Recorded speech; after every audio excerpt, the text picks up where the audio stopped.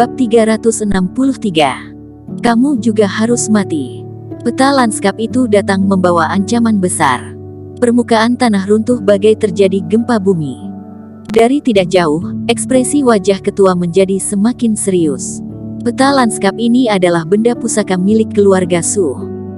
Raut wajah Vinola menjadi buruk, dengar-dengar diwariskan oleh seorang pejuang transformasi. Meski hanya sebuah peta, tetapi malah mengandung kekuatan dan kekuasaan tingkat transformasi.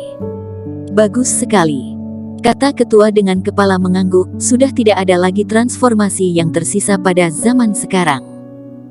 Vinola tidak bersuara. Transformasi adalah tingkatan yang sangat tinggi dan tidak mudah dijangkau. Orang-orang dengan prestasi seperti itu mampu berhadapan langsung dengan sebuah negara besar pada zamannya.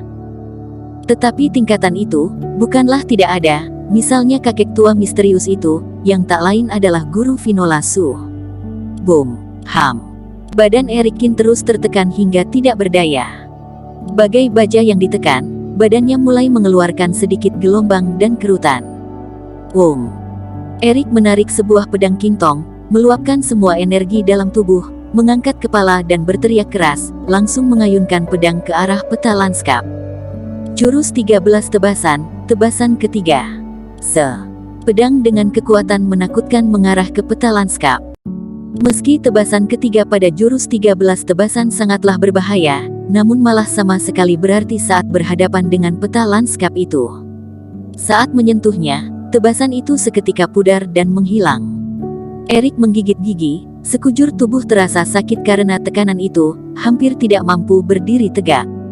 Berlutut, teriak Jeksu dari kejauhan. Tetapi kedua lutut Erik malah sangat kuat, sekalipun merasa sangat tertekan, dia tetap tidak bersedia berlutut. Jurus 13 tebasan, Erik menggigit gigi dengan kuat, energi dalam tubuh bergelombang bagai lautan luas. Tebasan keempat. Dalam sekali teriak, energi yang menakjubkan meluap seketika. Ini adalah pertama kalinya Erik menggunakan tebasan keempat. Oleh karena itu, terlihat jelas sangat menguras energi. Namun yang membuat orang-orang terkejut adalah, tebasan keempat itu tetap tidak menggoyahkan kedudukan peta lanskap. Tidak ada gunanya, kata Jeksu sambil tertawa dingin. Erik, peta lanskap ini memiliki kekuatan setingkat transformasi, cukup untuk mengalahkan semua pejuang hebat di dunia, kecuali kamu adalah seorang Grand Superior Master.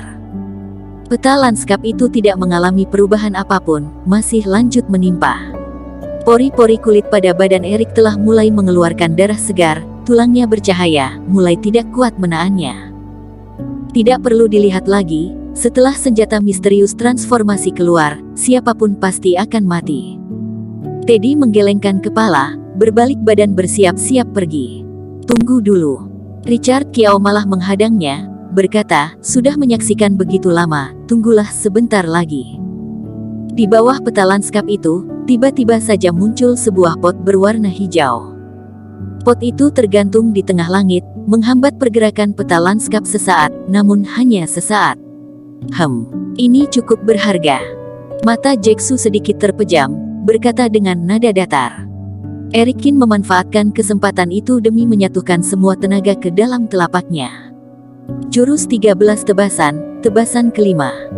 Diiringi teriakan keras itu, Erikin merasakan semua energi dalam tubuhnya menghilang secara habis-habisan.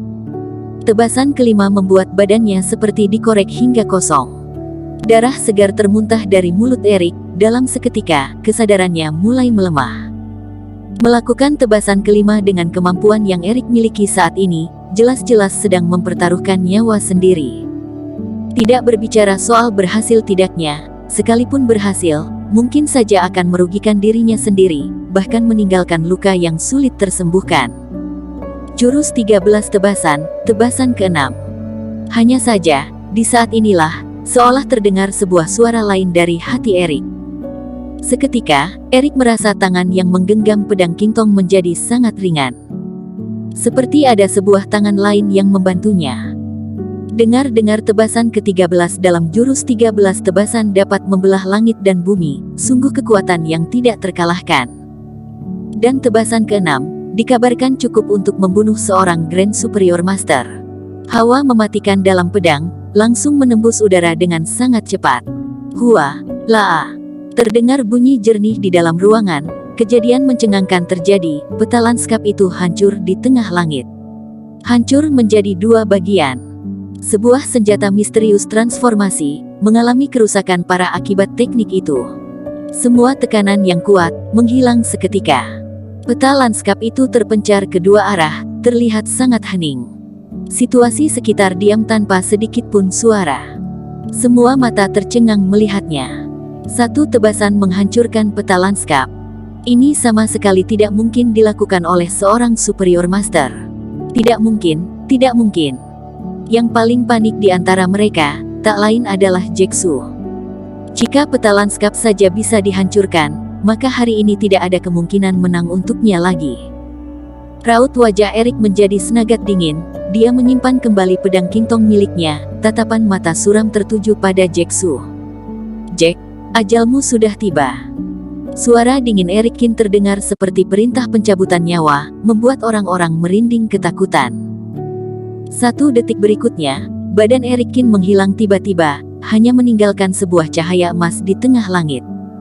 Tinjuan yang sangat keras mengarah tepat ke dada Jae-Soo. Hanya satu tinjuan saja, dada Jae-Soo langsung meninggalkan lubang dalam. Meski setelah menelan pil mujarab, energi internal dalam tubuh Jae-Soo langsung pulih hingga kembali ke puncak, tetapi mentalnya telah runtuh, semua tenaga pun ikut menghilang. "Tinjuan ini, demi Vinola," kata Erik Kin dengan nada dingin. Boom. Lagi-lagi semua tinjuan mendarar, hampir membuat tubuh Jae-Soo hancur. Erik Kin mencekik lehernya, mengangkatnya ke tengah langit, sebuah tamparan emas mendarat pada pipinya. Tamparan ini, demi Chelen Yu. Dan tamparan ini demi Tuan Besar Su. Setiap tamparan mendarat, membuat hati orang-orang terasa sangat berat.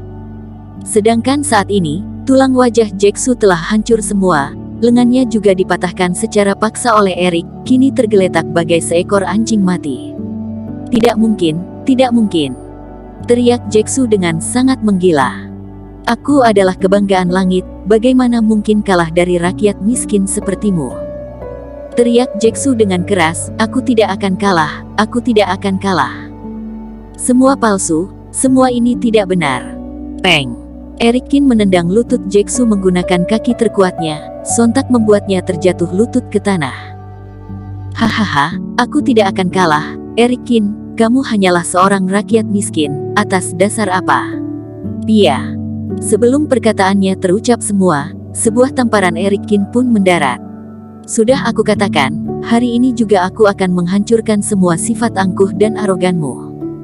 Kepalan tangan Erik memancarkan cahaya emas. Tinjuan itu terlihat jelas akan merenggut nyawa Jae-Soo. "Erik Kin, berani-beraninya kamu."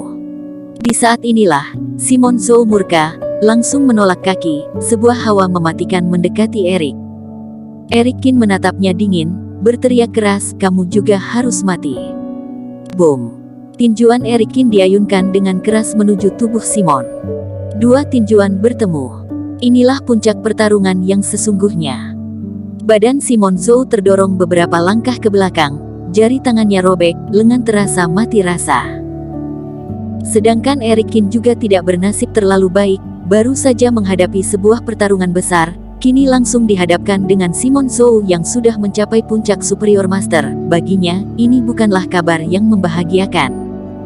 "Simon, setelah Jae-Soo terbunuh, kamu akan menjadi orang selanjutnya," kata Erik sambil menghirup nafas dalam. Dia mengatur keseimbangan tubuh, menatap Simon dengan dingin. Bersambung. Terima kasih telah menonton video ini sampai akhir. Jangan lupa subscribe dan nantikan kisah episode selanjutnya hanya di Novel Story. Salam.